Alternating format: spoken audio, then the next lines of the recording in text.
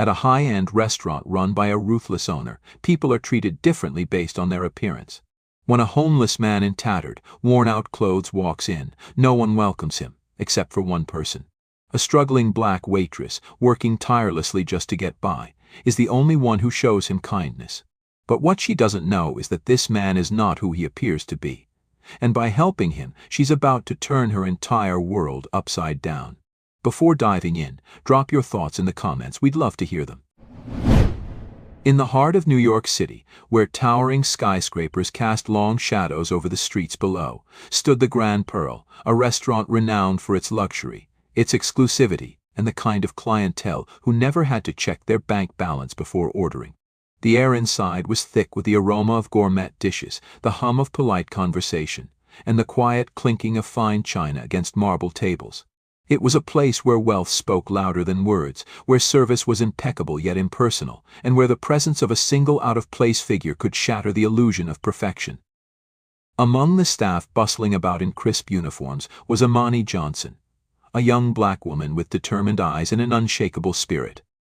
At 25, she had already learned that the world didn't hand out kindness easily, especially not to people like her. Every day, she navigated the unspoken rules of this place, where the guests were treated like royalty while the employees were expected to be invisible. She was no stranger to long hours, aching feet, or the condescending sneers from both customers and management alike. But none of that mattered, not when there were bills to pay, and more importantly, a mother waiting at home, battling an illness that didn't care how many shifts Amani had to take to afford her medication. Her boss, Marcus Blake, ruled the restaurant with an iron grip. A tall, broad-shouldered man in his 50s, his perfectly tailored suits and slicked-back hair gave him an air of importance, but his true nature lurked beneath the surface. Marcus was a man who believed in appearances above all else, who you were, how much you were worth, and, most importantly, whether or not you belonged. To him, his employees were nothing more than replaceable cogs in a machine, and his disdain for anyone who didn't fit his narrow mold of respectability was made clear in the way he spoke to them, the way he looked at them, the way he reminded them, subtly or otherwise, that they were beneath him. It was just another evening at the Grand Pearl when the routine was interrupted. The doors swung open, and a man stepped inside, Hector Ramirez, a figure so out of place in this world of luxury that the entire room seemed to stiffen at his arrival. His clothes were old and tattered, his hair unkempt, his shoes worn down to their soles.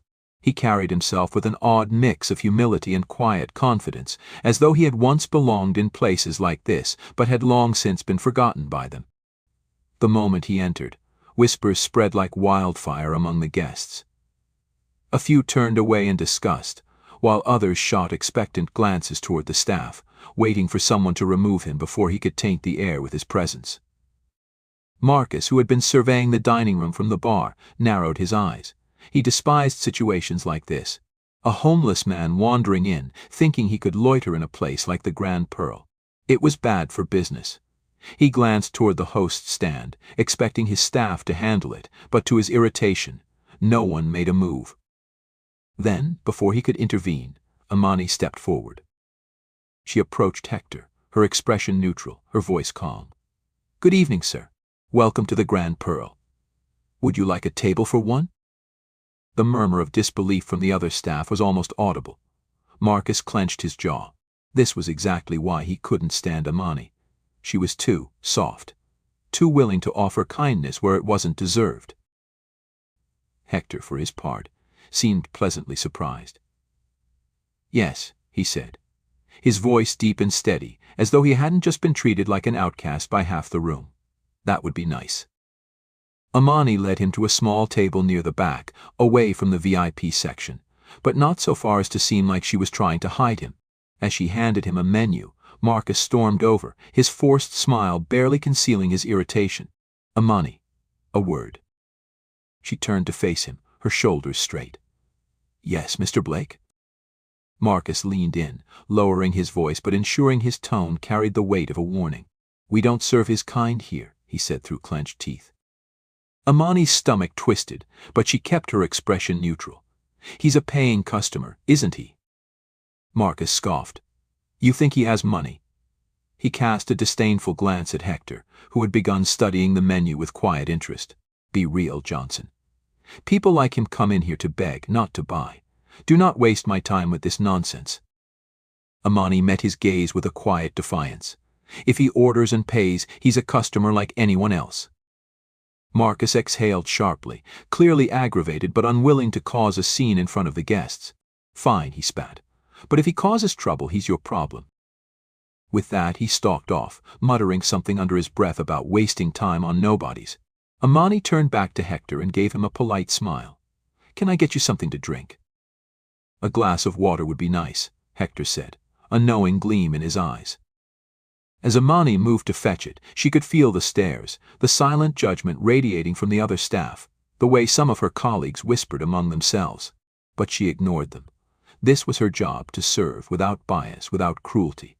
And if that made her an outsider in this place, then so be it.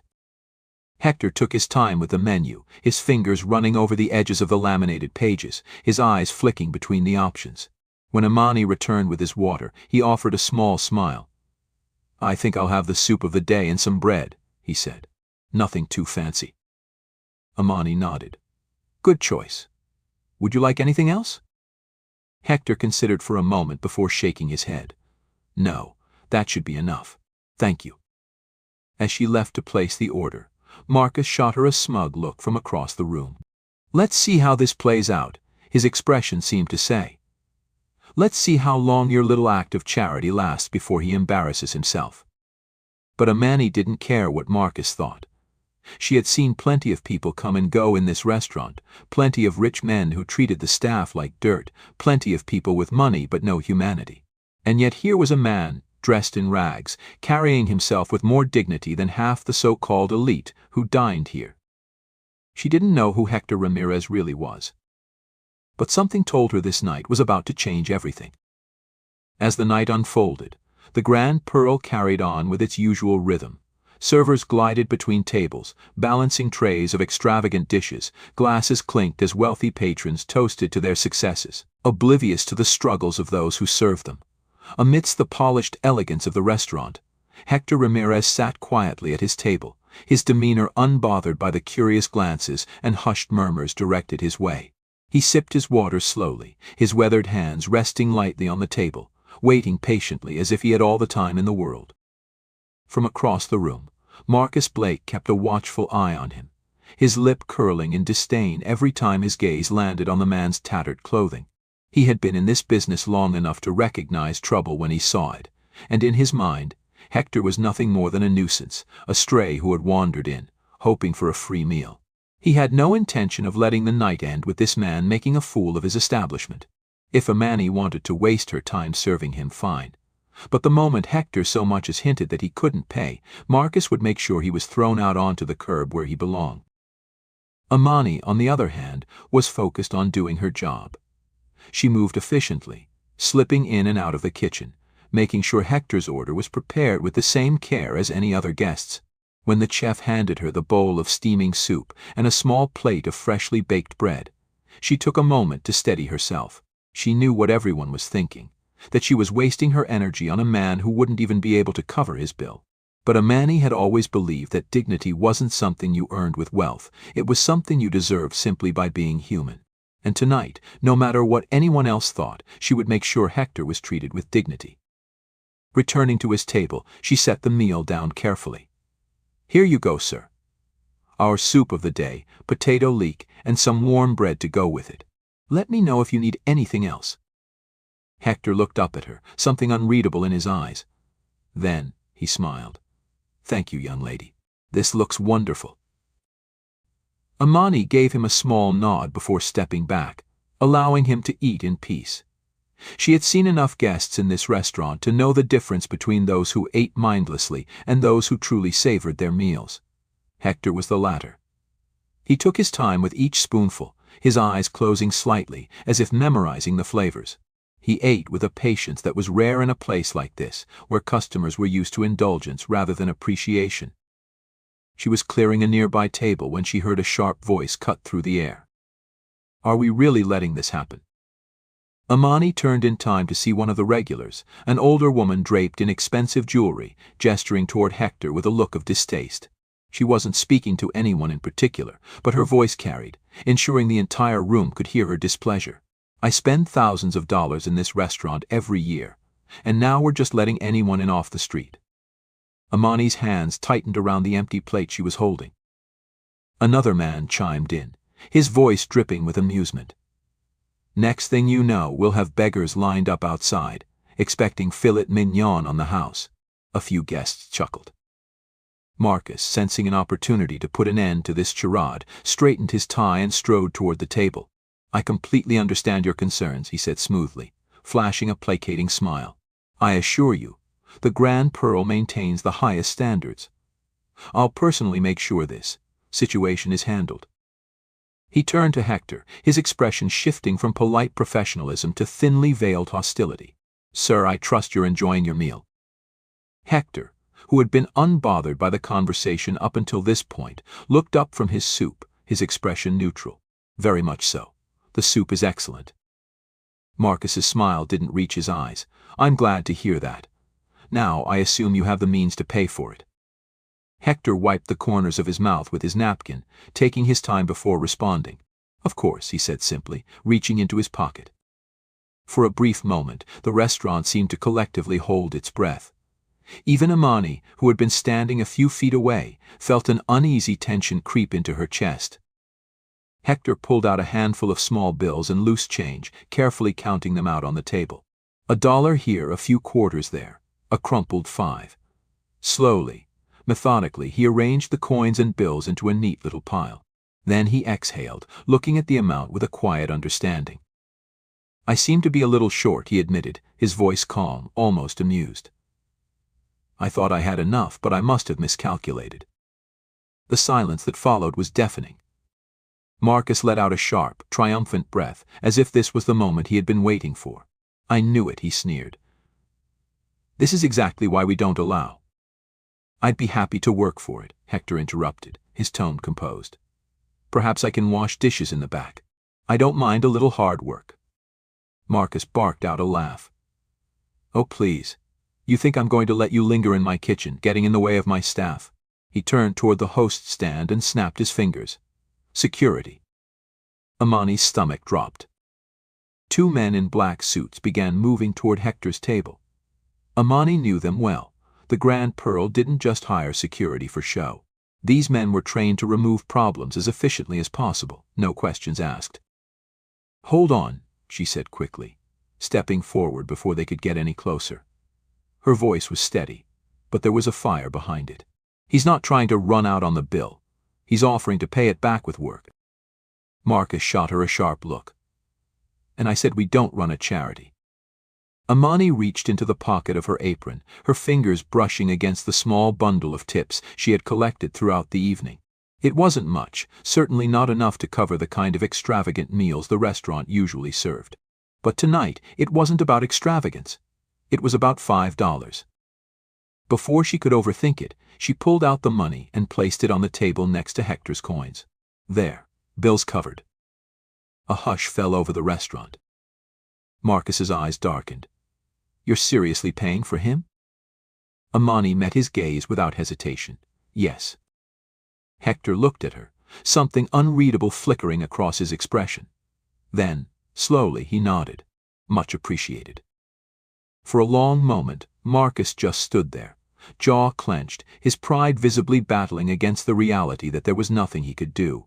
With the bill settled, he had no excuse to throw Hector out, at least, not without making a scene that would tarnish his image instead of Hector's.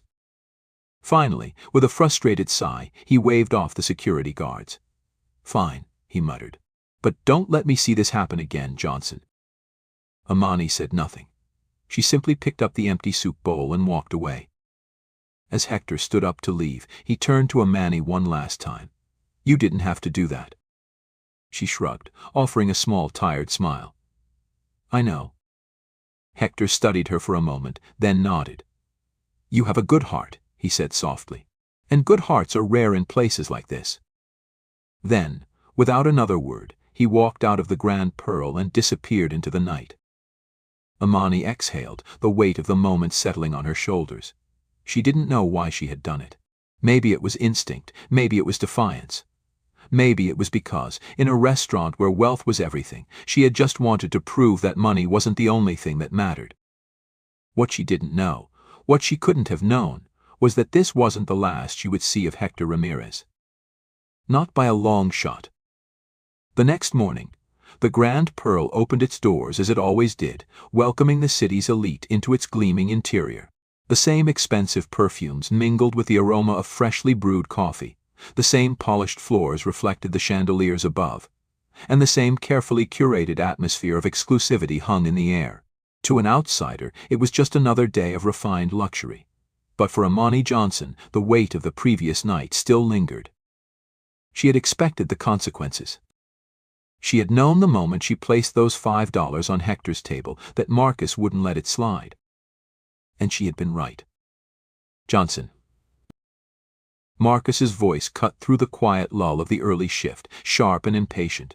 Amani had been setting up a table near the back of the restaurant, but she straightened immediately, turning to face him.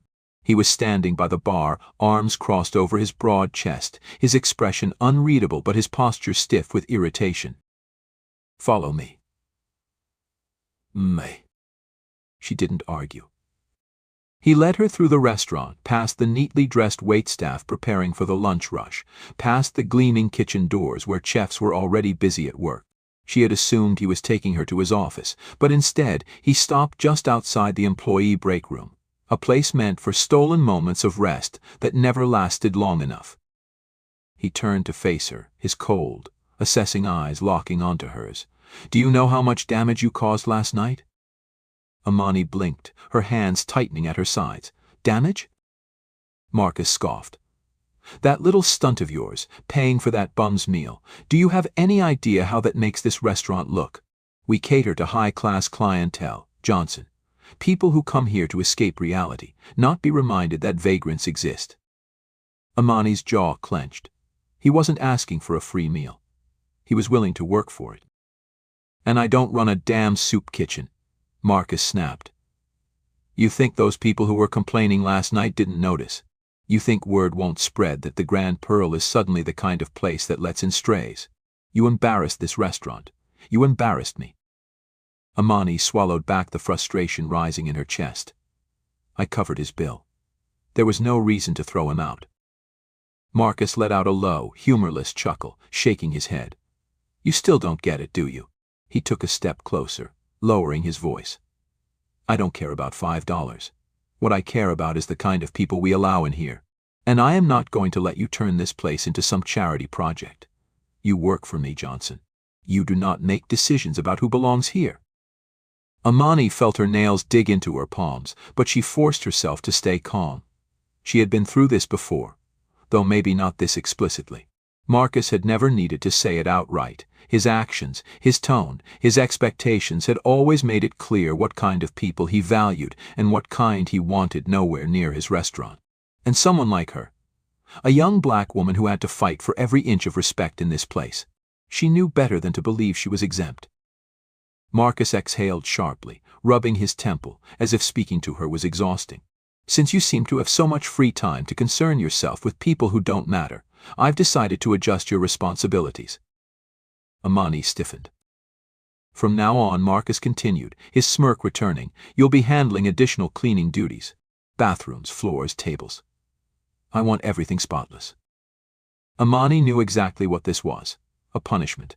A way to humiliate her, to remind her of her place. She forced her expression to remain neutral. "That's not my job." Marcus tilted his head, feigning confusion. "Oh? I could have sworn I was the one who decided what is and isn't your job."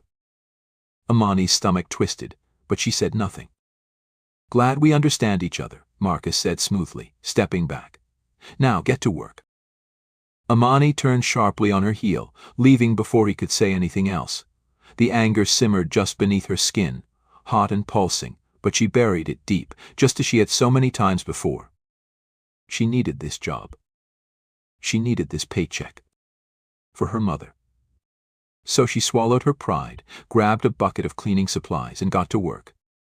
By midday, her uniform was damp with sweat, her hands raw from scrubbing tile floors, and her legs sore from hours of bending, lifting, and wiping down every surface Marcus deemed unworthy of imperfection. The scent of bleach clung to her skin, a stark contrast to the rich aromas of roasted lamb and buttered lobster wafting from the kitchen. While the other servers bustled about, catering to the elite, Amani remained in the background, invisible, just as Marcus wanted. She had spent the morning silently enduring it all, his smug glances, the way her co-workers whispered behind her back, the occasional patron who sneered when they saw her kneeling on the floor with a rag in hand. It wasn't the work that humiliated her. She had never been above cleaning. It was the intent behind it, the deliberate way Marcus had wielded this punishment to remind her that she was disposable. That kindness was weakness, that she had no power here. But even Marcus didn't know Amani as well as he thought he did. She wasn't weak. She was just waiting for an opportunity to prove it. She had just finished emptying a trash bin near the back entrance when she heard footsteps approaching. At first, she thought it was another staff member, maybe even Marcus coming to find another excuse to berate her, but when she turned, she froze. Hector Ramirez stood before her once again. This time he wasn't alone. A woman stood beside him, Elena Ramirez, though Amani didn't know her name yet. She was younger than Hector, her features sharp and striking, her posture upright and composed despite the way her clothes, simple, slightly wrinkled, suggested she hadn't had the comfort of a good night's rest. Though she wasn't as visibly worn as Hector, there was something about her presence that carried the same quiet resilience, the same unspoken weight of experience. They both looked hungry. Amani's chest tightened. "What are you doing here?" she asked, glancing toward the doorway to make sure no one had seen them. Hector smiled, the same knowing, unbothered smile he had given her the night before. "Would you believe me if I said we were just passing through?" Amani gave him a look, unimpressed. Elena sighed. "We haven't eaten since yesterday."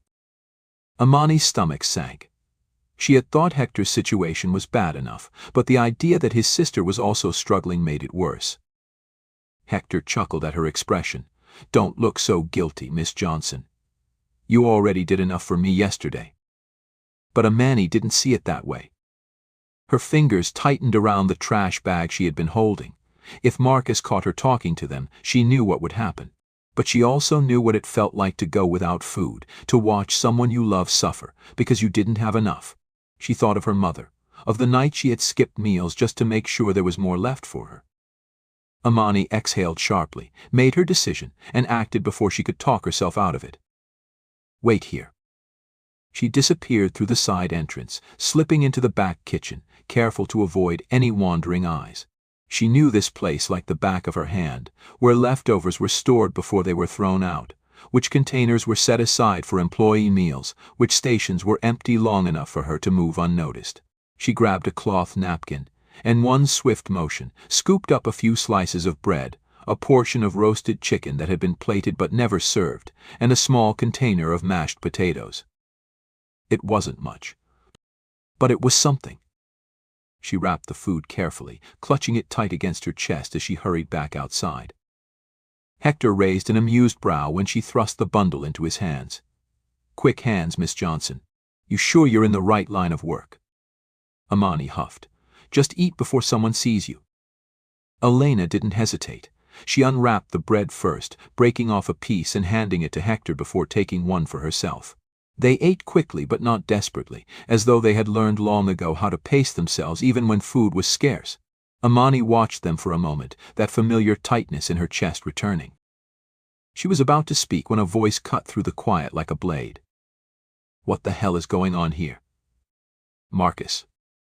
Amani turned so fast she nearly lost her balance. Marcus stood in the doorway, his expression twisted in fury, his arms crossed over his chest. His gaze flicked between Amani and the half-eaten food in Hector's hands, and the realization dawned on him instantly. "Oh, you have got to be kidding me." Amani scrambled for words, but Marcus was already moving, stepping forward with slow, deliberate intent. "I knew it," he seethed. "I knew you were a bleeding heart, but this." He gestured at Hector and Elena with disgust. "Stealing from my kitchen to feed a couple of beggars." Amani's heart pounded. It was going to be thrown out. "I don't care." Marcus snapped. That's not the point. You don't get to make those decisions. You don't get to take my food and hand it out like some charity worker. He was livid. And then the words came that Amani had been dreading. You're fired. The world seemed to tilt for a moment. Amani had prepared for this possibility. She had known she was already on thin ice, that Marcus had been looking for a reason to get rid of her ever since last night. But still, the finality of it hit like a punch to the ribs. She opened her mouth to argue, to plead, not for herself, but for her mother, for the job that kept them afloat. But before she could get a word out, Hector moved. He reached into his pocket, pulled out a neatly folded stack of bills, and placed them directly into Marcus's hand. The entire world seemed to still. Amani froze. Marcus looked down at the money, brows furrowing. What the hell is this? Hector smiled. Not the warm, knowing smile from before, but something sharper, more deliberate. Payment, he said simply. Marcus's scowl deepened. For what? Hector tucked his hands into his coat pockets. For the food, and for the lesson you're about to learn. Marcus let out a short, incredulous laugh, glancing between Amani and Hector. Oh, this is rich. You've got this guy paying your debts now, Johnson. You think that's going to save your job? Hector tilted his head slightly, as if studying Marcus like an experiment whose outcome he already knew. Then, after a long pause, he said something that sent a chill through the air. Who said anything about saving her job? There was something final in his tone, something almost amused. Amani didn't understand what he meant. Not yet. But she would. For a moment, Marcus just stood there, staring at the crisp stack of bills in his hand, as if trying to process what had just happened. His fingers twitched, his jaw clenched, and for the first time that evening, he seemed at a loss for words. The anger that had flared so violently just moments ago had dimmed, not because he had suddenly grown a conscience, but because money always had a way of shutting him up. Amani could see it in his face, in the way his mind worked behind narrowed eyes. Hector had just handed him far more than the cost of a few scraps of food. Marcus had won, at least in his own mind. He had gotten what he wanted, money in his pocket. Proof that he was right about people like Hector being beneath him. And with that, his interest in punishing Amani any further seemed to wane. He exhaled sharply, shaking his head in mock amusement before stuffing the money into his pocket. Fine, he muttered. I don't have time for this nonsense anyway. He flicked his gaze toward Amani, lips curling into a smirk. But you're still on cleaning duty. You want to play the hero, Johnson. Be my guest. But don't expect any sympathy when you realize none of it was worth it. Amani didn't respond. She watched as Marcus turned on his heel and walked back inside, his posture that of a man who thought he had won. And maybe, to him, he had. But as Amani turned back toward Hector and Elena, there was something in Hector's eyes, something knowing, something almost amused, that made her wonder if Marcus had just made the biggest mistake of his life. Thank you, she said quietly, her voice barely above a whisper. But you didn't have to do that. Hector smiled, a slow, deliberate thing. I know. Elena studied Amani for a long moment before stepping closer. We'll see you again, she said, her voice calm, steady, not a question. A statement. Amani frowned slightly, confused by the certainty in her tone, but before she could ask what she meant, Hector turned toward the alleyway. Elena followed. Within moments they had disappeared into the night. The next evening, the Grand Pearl was at its peak. The dinner rush had begun, and the restaurant hummed with the usual air of exclusivity, glasses clinking, hushed conversations, the low murmur of jazz playing beneath the sounds of indulgence. Every table was occupied by the city's elite, each guest draped in designer fabrics, their laughter laced with the easy arrogance of those who had never known hunger. The wait staff moved in a well-rehearsed rhythm, delivering plated perfection with forced smiles, while Marcus Blake stood near the bar, watching over his kingdom with the satisfaction of a man who believed he was untouchable. He had barely thought about Amani since yesterday. She had been a nuisance, nothing more. A bleeding heart in a business that required detachment. Letting her go had been inevitable, and though he had enjoyed seeing the shock on her face when he fired her, she was nothing but a footnote now. Employees came and went. He would replace her by the end of the week. Tonight was about business, about profit, about ensuring that the Grand Pearl remained what it had always been, a place for people who mattered. Then the doors opened. Marcus barely glanced up at first. Patrons arrived every few minutes, always dressed in their finest, always ready to spend. But something in the air shifted. A ripple of curiosity spread through the restaurant. Heads turned, conversations faltered, the room's attention slowly converging toward the entrance as if something, or someone, had tilted the balance of the room. Marcus frowned, straightening, finally looking toward the entrance. And then, his breath caught in his throat. Hector Ramirez had returned. But he was no longer the man Marcus had thrown out yesterday. Gone were the tattered clothes, the worn shoes, the quiet presence of a man who had been overlooked. In his place stood a figure of power, of wealth, of undeniable authority. Hector walked into the Grand Pearl with the confidence of a man who owned the very ground he stepped on. His suit was flawless, tailored to perfection, a deep charcoal that complemented the sleek timepiece on his wrist. His hair was neatly styled, his posture relaxed yet commanding. The very same guests who had sneered at him the night before now watched him with interest, with recognition, with the quiet unease that came when the rules of their world suddenly shifted. And beside him, equally composed, equally refined, was Elena Ramirez. She was breathtaking in an elegant black dress, her sharp features framed by a confidence that was almost royal. Where Hector exuded a quiet dominance, Elena carried the unmistakable poise of a woman accustomed to walking into rooms and owning them. The murmurs in the restaurant grew louder. A few patrons leaned toward their companions, whispering questions. Who are they? I swear I've seen him before. Wait, that's Hector Ramirez, the investor, the one behind. Marcus felt something cold settle in his stomach. Hector Ramirez. The name hit like a slap. Marcus had heard it before. Everyone in the industry had. Hector Ramirez wasn't just rich, he was powerful. A businessman whose investments stretched across continents. A man whose portfolio included hotels, resorts, and most importantly, some of the most successful fine dining establishments in the world. And he had walked into Marcus's restaurant last night, pretending to be nothing. Marcus swallowed hard, his mind racing. Why was he here? Before he could move, Hector's gaze swept across the room and landed directly on him. Marcus stiffened. Then, to his absolute horror, Hector smiled. It wasn't friendly. It was deliberate. He started walking. Every step was unhurried, measured, purposeful. Elena followed. And, as if the night hadn't already taken a turn Marcus couldn't control, he noticed that Hector wasn't just walking toward him. He was walking toward Amani. Marcus's stomach dropped. She was here. She had been standing near the back of the restaurant, where she had been helping a junior server clear plates, a job Marcus had relegated her before he fired her, just to humiliate her one last time. She still wore her uniform, but now, standing there, watching Hector and Elena approach, she looked like she belonged more than Marcus ever had. Amani's brows furrowed, her expression caught somewhere between confusion and disbelief as Hector came to a stop in front of her. Amani, Hector said, his voice warm, familiar, as if greeting an old friend. It's good to see you. Amani blinked. She hesitated, glancing between him and Elena. You, what's going on?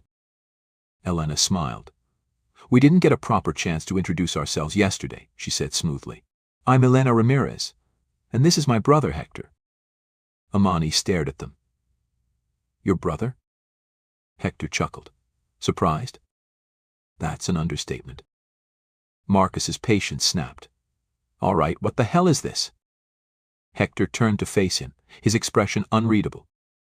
Marcus forced out a chuckle. So let me get this straight. You walk in here last night looking like a homeless man. I catch your little act, and now you're back, dressed like, he gestured vaguely. What? You think putting on a suit is going to impress me? Hector tilted his head slightly. No, but my offer might. Marcus's smirk faltered. Offer? Hector's gaze didn't waver. I'm buying this restaurant. The room went silent. Marcus stared. Then he barked out a laugh. That's the biggest load of bullshit I've ever heard. Elena raised a brow. Is it? Marcus's laugh died in his throat.